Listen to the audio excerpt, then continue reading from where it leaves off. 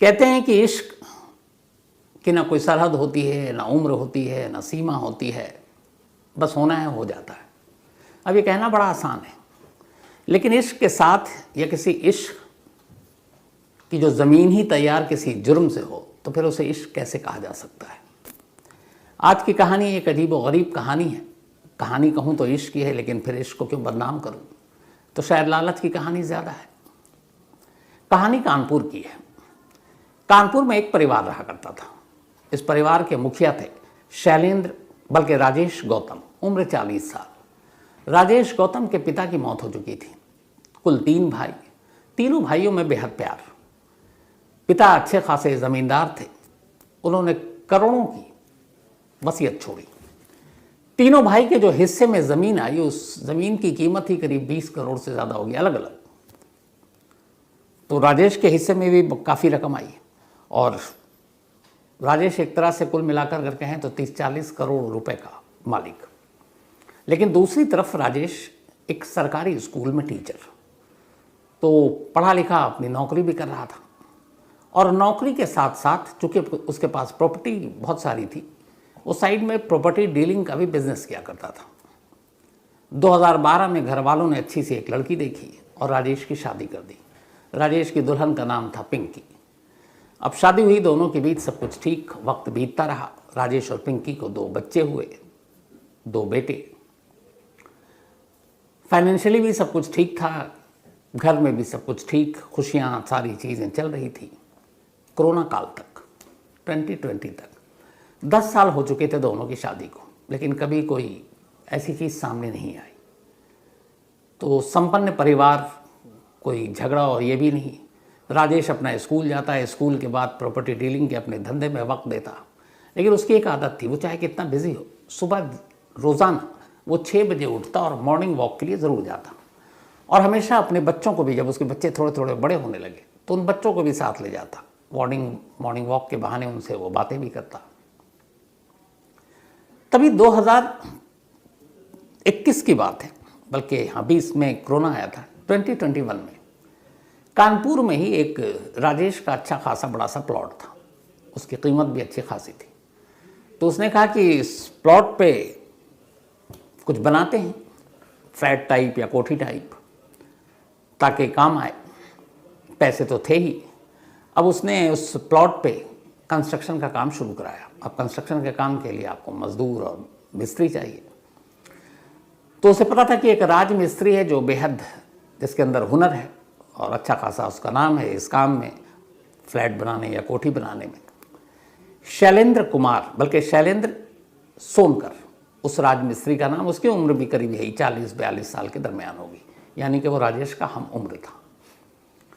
2021 में राजेश ने शैलेंद्र को अपनी प्लॉट पर कोठी बनाने का काम दे दिया। बोला तुम ये करो। अब जब ये काम चलता है तो लंबा चलता है, कम से कम 1-2 साल 3 साल भी घर बनाने में लग जाते हैं। तो अब घर बनना शुरू हुआ। इधर राजमिस्त्री का राजेश के घर आना भी शुरू हो गया। बहुत सारी चीज़ें होती थी, कभी पैसे लेने, कभी कुछ सामान लेना है, कभी कुछ और। तो जब राजमिस्त्री का राजेश के घर में आना जाना शुरू हुआ तो शुरुआत तो बड़ा नॉर्मल था, फिर पता नहीं क्या हुआ, 4 नज़रें मिली और प्यार हो गया।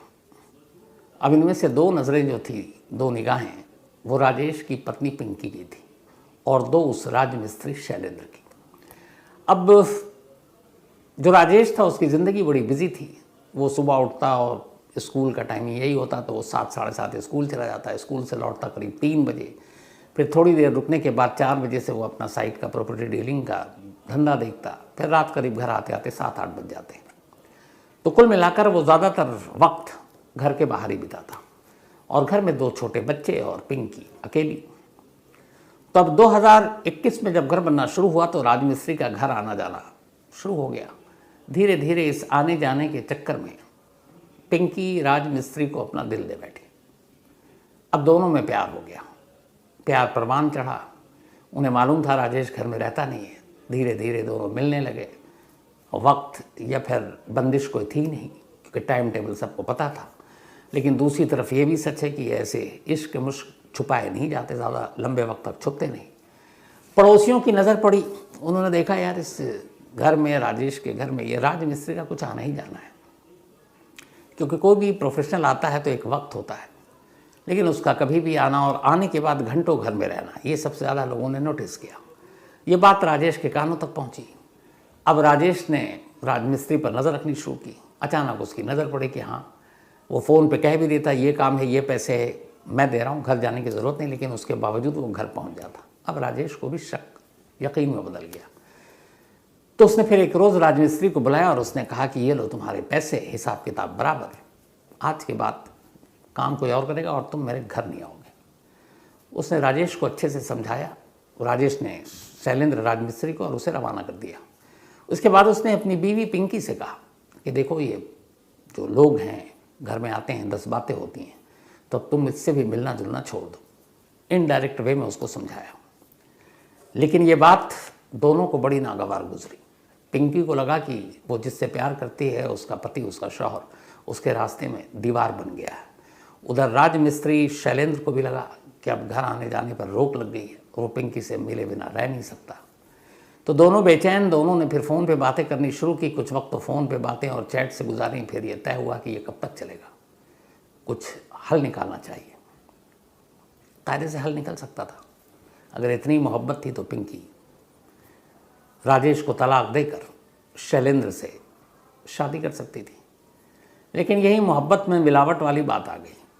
पिंकी शैलेंद्र के साथ ज़िंदगी तो गुजारना चाहती थी, लेकिन साथ में वो राजेश की तमाम दौलत, विरासत, वो ऐशो आराम, वो भी अपने साथ ले जाकर शैलेंद्र के साथ उसी तरीके से जीना चाहती थी। गरीबी में नहीं, एक राजमिस्त्री की सिर्फ बीवी बनकर नहीं जीना चाहती थी। यानी उसे प्यार भी चाहिए था, साथ में दौलत और सारी आराम व आसाइश भी। अब यहीं से हुआ कि क्या किया जाए कि दोनों चीज़ें आए। अब राजेश को तलाक देने का मतलब उसकी जायदाद से बेदखबर। तो होना यह कि अब राजेश को ही रास्ते से हटा दो। दबी जुबान में दोनों ने पहले एक दूसरे को टटोला, लगा कि दोनों की नीयत एक ही है। तो फिर खुलकर दोनों बातें करने लगे, शैलेंद्र और पिंकी। इसके बाद हुआ कि कैसे, तो ऐसे कि हादसा लगे या फिर किसी को शक भी ना हो।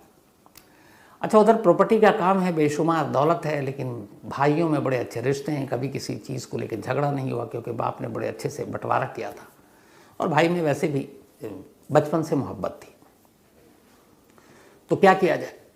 तो युवा की सबसे आसान रास्ता, जहर देकर मार दिया जाए। किसी को पता भी नहीं चलेगा, यूँ लगेगा कि कोई बीमार हो गया, या फिर कोरोना काल में तो वैसे ही सब कुछ हो रहा था, तो पता भी नहीं चलेगा। तो दोनों में हुआ कि तय ठीक है। शैलेंद्र ने एक दिन जहर लाकर पिंकी को दिया और बोला इसको खाने में मिलाकर खिला दो। पिंकी ने खाने में मिलाकर खिला दिया। खाना खाते ही शैलेंद्र जो जहर लाया था उससे राजेश की तबीयत बिगड़ी। आनन फानन में उसे अस्पताल ले जाया गया। अस्पताल ले जाया गया तो डॉक्टरों ने देखा, लेकिन जहर के बारे में पता नहीं चला। कुछ दिनों तक अस्पताल में भर्ती रहा और फिर ठीक हो गया, वापस लौट आया। जहर वाला फार्मूला नाकाम हो गया, लेकिन किसी को पता नहीं चला कि यह बीमारी जहर की वजह से हुई थी। अब पहला मिशन नाकाम।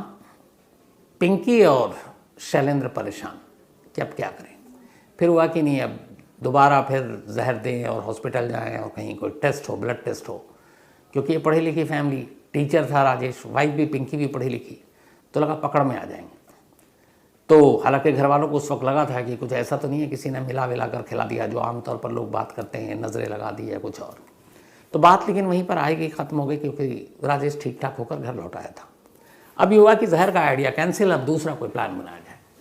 तो दूसरा ये था कि किसी सुपारी किलर को हायर किया जाए।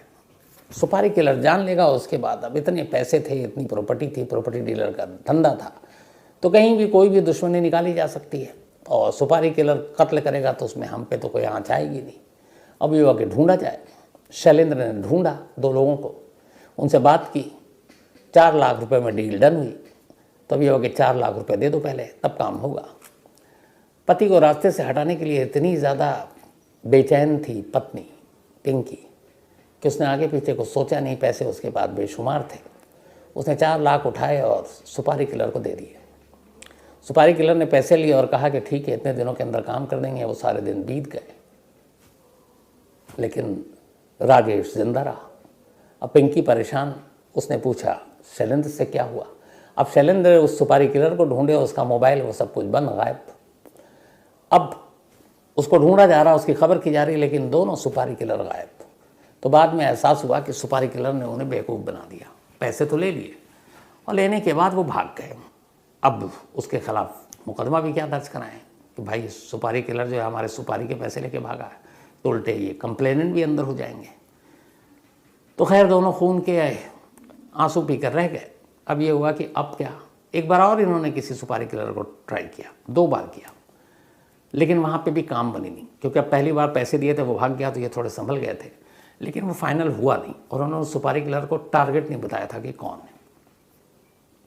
वक्त बीतता जा रहा था, दोनों के मिलने मिलाने पे पाबंदी थी और दोनों बेचैन थे कि रास्ते का कांटा हटे तो हम मिले और उसकी दौलत पर फिर हम अपना एक महल बनाएं। तो ये सुपारी किलर जहर सारी चीज़ें नाकाम हो गई। तो फिर इन दोनों ने तय किया कि क्यों किसी और का सहारा लिया जाए, चलो खुद इस काम को अंजाम देते हैं। पिंकी ने कहा कि हाँ चलो खुद से करते हैं, ताकि हम डेट श्योर भी हो जाएंगे कि पति मर चुका है। अब इसके बाद कैसे? तो हुआ कि मौत ऐसी हो कि दुनिया को लगे कि एक रोड एक्सीडेंट है, सड़क हादसे में जान गई है। सड़क हादसे में रोज़ाना इतने लोग मरते हैं तो किसी को शक भी नहीं होगा। तो ये हुआ कि हाँ ठीक है, लेकिन रोड एक्सीडेंट में मारने के लिए कार भी चाहिए। अब राजेश के कार से ही तो राजेश को कुचल नहीं सकते हैं, तो शक हो जाएगा। तो क्या किया जाए? तो फिर इन्होंने एक इको कार कहीं से सेकंड हैंड खरीदी, लेकिन उसके नंबर प्लेट चेंज कर दिया, फर्जी नंबर प्लेट लगाया। अब ये हुआ कि इसी इको कार से उसको कुचलेंगे तब जब वो तन्हा सड़क पर होगा, ट्रैफिक ज़्यादा नहीं होगी, लोग ज़्यादा नहीं होंगे, तो तेज़ स्पीड में, और हमें लोकेशन पता होगा कि कब कहाँ से गुजर रहा है, उसको कुचल कर मार डालेंगे और फिर वहाँ से भाग जाएंगे। फाइनल हो गया ये आइडिया। अब इसके बाद ये हुआ कि एक बैकअप प्लान भी होना चाहिए कि अगर रोड एक्सीडेंट हुआ, मानो मारा, गाड़ी ख़राब हो गई, तो फिर उतर के कहाँ भागेंगे। तो एक दूसरी गाड़ी होनी चाहिए जिसमें बैठकर हम लोग वहाँ से निकल सकें और इस गाड़ी को छोड़ दें, क्योंकि उस गाड़ी का मालिक या मालिकान के बारे में कोई इनसे तार नहीं जोड़ रहा था, यानी ना पिंकी से ना शैलेंद्र से। तो एक दूसरी गाड़ी का इंतज़ाम किया गया। और फिर ये हुआ कि अब कब, तो घर की बेदी लंका ढाए पिंकी ने बताया कि मेरे पति को एक शौक़ है सुबह सुबह मॉर्निंग वॉक का, और वो सुबह मॉर्निंग वॉक के लिए जाते हैं। लेकिन मंडे टू फ्राइडे चूँकि वर्किंग डे होता है, तो बहुत सारी सुबह सुबह कानपुर जैसी जगहों पे दुकानें भी खुल जाती हैं, लोग सड़कों पे भी होते हैं। सैटरडे को थोड़ी भीड़ कम होती है, ट्रैफिक भी कम होता है, क्योंकि वीकेंड शुरू हो जाता है। लोग कहते हैं चलो अब आराम से सुस्ता हो, एक दिन मॉर्निंग वॉक पे ना जाऊँ तो क्या हो। लेकिन राजेश 7 दिन मॉर्निंग वॉक पे जाया करता था, इवन संडे भी। तो ये हुआ कि सैटरडे का दिन चुनते हैं। यही लास्ट मंथ था, 4 नवंबर, सैटरडे का दिन। तो वह कि सैटरडे को चुनते हैं। वो जैसे ही घर से निकलेगा, पिंकी शैलेंद्र को बताएगी। शैलेंद्र ने एक जो गाड़ी ली थी जो सेकंड हैंड, वो भी एक लड़का था, उसको बोला कि तू ड्राइविंग सीट पे बैठेगा और हम दोनों उस कार में बैठेंगे। उसको भी कुछ पैसे देने थे। इधर अब एक दिक्कत ये थी कि जब भी राजेश मॉर्निंग वॉक पे जाता तो अपने बच्चों को लेकर जाता था। अब इधर पिंकी पति को बेशक मारना चाहती है, लेकिन माँ भी है, बच्चों का भी उसको ख्याल रखना कि बच्चों को कुछ ना हो जाए। तब अजीब रिश्ता है। बच्चों के बाप को तो मारना चाहती है, लेकिन बच्चों की सुरक्षा करनी चाहती। तो फिर ये तय हुआ कि किसी तरह उस दिन वो बच्चे साथ लेकर बाहर ना निकले। इसकी गारंटी ली पिंकी ने। उसने कहा ठीक है। सैटरडे सुबह रूटीन के मुताबिक राजेश उठा और तैयार होकर 6 बजे मॉर्निंग वॉक के लिए निकलने लगा, बच्चों को उठाने लगा। पिंकी ने बहाना बना दिया कि बच्चों की थोड़ी तबीयत ठीक नहीं है, आज रहने दो। उसने भी कहा ठीक है, कई बार ऐसा हो चुका था। शैलेंद्र अकेला निकल पड़ा। जैसे ही उसने घर के बाहर कदम रखा, पिंकी ने उसको फ़ोन किया, शैलेंद्र को। गाड़ी घर के पास आई, वो खुद गाड़ी में बैठी, क्योंकि वो अपनी आंखों से देखना चाहती थी कि हाँ उसका पति मर चुका है। अब गाड़ी में 3 लोग थे, ये लोग बैठे। उसके बाद इन्होंने पहले ही इन्हें मालूम था कि रूट क्या है उसके मॉर्निंग वॉक का, और वो कौन सी जगह है। एक स्वीट शॉप था, उसी के पास आमतौर पे और कुछ था नहीं, और सुबह सुबह का वक्त, तो वहीं पर टक्कर मारने की, क्योंकि जगह भी ज़्यादा थी वहाँ पर। अब जो राजेश है वो बेखबर मॉर्निंग वॉक पर रूटीन की तरह जा रहा है और पीछे से एक इको कार तभी बड़ी तेज़ी से आती है और राजेश को उड़ा देती है। बहुत ज़्यादा ज़बरदस्त टक्कर थी। राजेश सड़क पर गिर पड़ता है, सर में फिर चोट लगती है, खून बहने लगता है। लेकिन इस टक्कर से होता यह है कि इको की जो गाड़ी है वो फंस जाती है, ख़राब हो जाती है। तभी बड़ी तेज़ी से पीछे एक दूसरी कार आई गाड़ी और उसमें ये सब उतर के बैठते हैं और मौके से भाग जाते हैं। अब गाड़ी वहीं थी और जो राजेश है वो वहीं तड़प रहा था। तब तक आवाज़ सुनकर कई लोग आए, कुछ ने देखा एक गाड़ी में भागते हुए लोगों को। फिर उन्होंने एम्बुलेंस उसको पुलिस को फ़ोन किया, पुलिस आई, राजेश को अस्पताल ले गई, लेकिन देर हो चुकी थी, राजेश ने दम तोड़ दिया। अब पुलिस ने तफ्तीश की तो चश्मदीद था ही, उसने बोला एक गाड़ी ने टक्कर मारी थी। पुलिस ने फैमिली वालों को इन्फॉर्म किया, पिंकी और उसके भाइयों तक खबर गई, पूरा परिवार का रो रो कर बुरा हाल। इधर पिंकी इस हादसे के फ़ौरन बाद घर पहुंच चुकी थी, बाकी लोग निकल लिए। तो अब पुलिस ने भी ये माना और देखा जो विटनेस थे कि एक रोड एक्सीडेंट का मामला है और पुलिस ने रोड एक्सीडेंट का ही मामला दर्ज कर लिया। 4 नवंबर की बात है। अब एक सिंपल सा केस था, पुलिस ने कहा चलो पता करते हैं। उन्होंने सीसीटीवी कैमरा देखा। पहले दिन सीसीटीवी कैमरे को उन्होंने बहुत सीरियसली नहीं देखा। उन्होंने देखा एक गाड़ी है, ये है, गाड़ी का नंबर प्लेट फर्जी था, तो उन्हें लगा पता नहीं क्या होगा। लेकिन तभी राजेश के एक भाई ने पुलिस स्टेशन में एक कंप्लेंट लिखाई। उसने कहा कि हमें डाउट है कि हमारे भाई का रोड एक्सीडेंट में मौत इनकी नहीं हुई है, बल्कि इनको मारा गया, इनको जहर, बल्कि पहले भी जहर देकर मारने की कोशिश की गई थी, तो ये एक्सीडेंट एक दिखावा है। अब पुलिस ने जब कहा कि ऐसी बात है तो फिर जांच की तो फिर हॉस्पिटल पहुंचे जब वो तबीयत बिगड़ी थी जहर वाली। और उन भाइयों को इत्तेफाक से ये पता था कि एक राज मिस्त्री है जिसके साथ उनकी भाभी के बड़े क्लोज रिश्ते हैं, शायद भाई ने बताया हो, पड़ोसियों तक को तो पता था। अब जब इस रिश्ते की कहानी आई तो पुलिस के भी कान खड़े हुए। उन्होंने कहा कि चलो अब तफ्तीश करते हैं। अब पहली बार पुलिस ने तफ्तीश ढंग से करनी शुरू की। उन्होंने सीसीटीवी कैमरा देखा तो देखा कि जब एक्सीडेंट हुआ तो एक दूसरे कैमरे में एक दूसरी गाड़ी इस कार को लगातार फॉलो कर रही थी। और फिर एक विटनेस था जिसने बताया कि एक गाड़ी में बैठकर ये लोग भागे दूसरी, तो वो वही कार थी जो फॉलो कर रही थी। अब ये लिंक जुड़ा, तब पुलिस को लगा उधर कहानी पता चली। अब पुलिस ने राजेश की कॉल डिटेल को खंगाला। अब और किसको खंगालें, तो भाइयों ने भाभी पर शक जताया, तो पिंकी के कॉल डिटेल खंगाले गए 4 नवंबर की मॉर्निंग की। उसमें उस वक्त के जो नंबर मिले तो उसमें एक नंबर मिला शैलेंद्र सोनवरकर का। अब उसका नाम इन लोगों ने सुन रखा था, राज मिस्त्री। अब सुबह सुबह सैटरडे के दिन 5:30-6 बजे कॉल क्यों? पुलिस ने शैलेंद्र को उठाया और उससे पूछताछ शुरू की। अच्छा, इससे पहले उन लोगों ने मोबाइल का जो लोकेशन देखा तो इत्तेफाक से शैलेंद्र का भी लोकेशन उसी स्पॉट पर दिखा रहा है और पिंकी का भी लोकेशन उसी स्पॉट पर दिखा रहा है। तो बहुत सारी चीज़ें मोबाइल ने क्लियर कर दी। इसके बाद शैलेंद्र को उठाया गया, थोड़ी उसकी खातिरदारी की गई, फ़ौरन तोते की तरह बोलना शुरू किया, सारी कहानी उगल दी। इसके बाद पिंकी को बुलाया गया जो अब तक रो रही थी लगातार इतने दिनों से। तो पिंकी ने भी फिर धीरे धीरे सब उगल दिया, लेकिन 20-25 दिन लगे इस सच्चाई को सामने आने में। अब अभी 2 दिन पहले ये क्लियर हुआ कि रोड एक्सीडेंट नहीं था, बल्कि राजेश गौतम को एक प्लानिंग के तहत कत्ल किया गया और उसे दिखाया गया रोड एक्सीडेंट। तो 3 लोग अंदर हैं और एक और है जो कार के साथ इन्वॉल्व था। पुलिस उसकी तलाश कर रही है। लेकिन अब इस कहानी का क्लाइमेक्स ये है कि एक बीवी जो अपने पति को मारकर उसकी बेशुमार दौलत पर राज करना चाहती थी, अपने आशिक के साथ उससे शादी करके, पति तो चला गया, ये खुद जेल चली गई, दौलत वहीं रह गई और अब ज़िंदगी में ये दौलत न उसके कभी हिस्से में आएगी और ज़िंदगी में शायद उसे कभी वो शैलेंद्र भी अब नहीं मिलेगा जिससे वो प्यार करती है, या शैलेंद्र जो पिंकी से प्यार करता है, क्योंकि दोनों अब सलाखों के पीछे होंगे और 302 का मामला है। उम्र कैद तो कहीं गया नहीं, तो उम्र कैद पूरी उम्र और पूरी जवानी तो सलाखों के पीछे होगी। बुढ़ापे में मालूम नहीं, अगर कुछ रहम खाया कानून ने और दोनों को छोड़ दिया, तब तक इनका प्यार का बुखार उसी तरह बरकरार रहेगा, नहीं रहेगा, कहा नहीं जा सकता।